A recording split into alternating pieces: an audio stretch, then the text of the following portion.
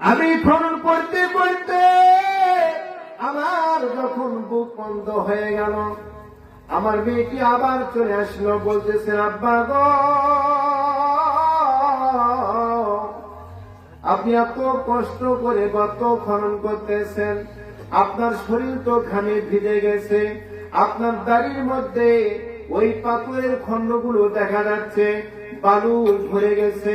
আব্বা, ওই বালুগুলো আপনি সবগুলো ঝেড়ে ঝেড়ে ফেলে দেন, আপনার অনেক কষ্ট হচ্ছে, আমি কি আপনার জন্য পানির ব্যবস্থা করব।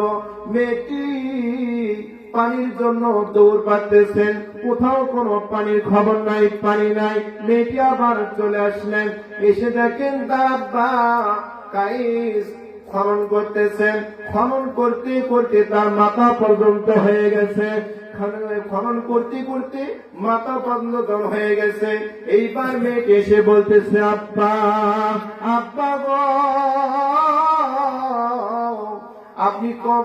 আপনি গর্ত খনন করতে করতে আপনার শরীরটা ভিজে গেছে, আপনি তো ক্লান্ত হয়ে গেছেন, আসুন আব্বা আসুন, আমি আপনাকে একটু আদর করে দেই। এইবার কাইস উপরে চলে আসলেন, ক্লান্ত হয়ে জমিনে পড়ে আসেন, বসে পড়লেন। এইবার মেয়েটি বাবার কোলের মধ্যে আসলেন, বাবাকে একবার গালে চুমা দেয়, এই গালে চুমা দেয়, কপালে চুমা দেয়, আর ঘামগুলো মুছতে থাকে। মেয়েটি চোখের পানি ছেড়ে দিয়া কান্দে আর বলে আব্বা, আব্বা গো, আপনাকে গর্ত খনন করতে হবে না আব্বা, আমি যে আপনার কষ্ট সহ্য করতে পারছি না আব্বা, আপনি আমার খেলার জন্য আপনি যে গর্ত খনন করতেছেন আব্বা, আমি কথা দিলাম এই গর্তে আমি খেলা করব না, আমি আর খেলবো না, আমি আর এই গর্তের ভেতরে খেলবো না, আমি কষ্ট করি এই পাথরগুলো দিয়ে আমি খেলাধুলা করব।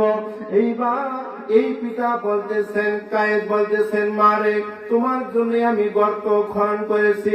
ওরে মা, এই গর্তে তুমি অনেক আনন্দ করে তুমি খেলাধুলা করবে, তুমি বড় আনন্দিত হবে। মেয়েটি বলে আব্বা, আমার আব্বা অনেক কষ্ট করে গর্ত খনন করবে, আর ওই গর্তে আমি খেলাধুলা করব।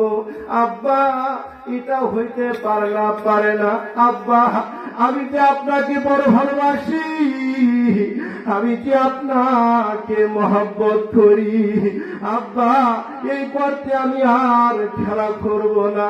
এই বলে মেয়েটি গর্তে পারে এসে ওই মাটিগুলো গর্তের ভেতরে ঠেলে দিচ্ছেন। এমনই করে তার আব্বা মেয়েটির কাছে এসে এক ধাক্কা দিয়ে গর্তের ভেতর ফেলে দিলেন।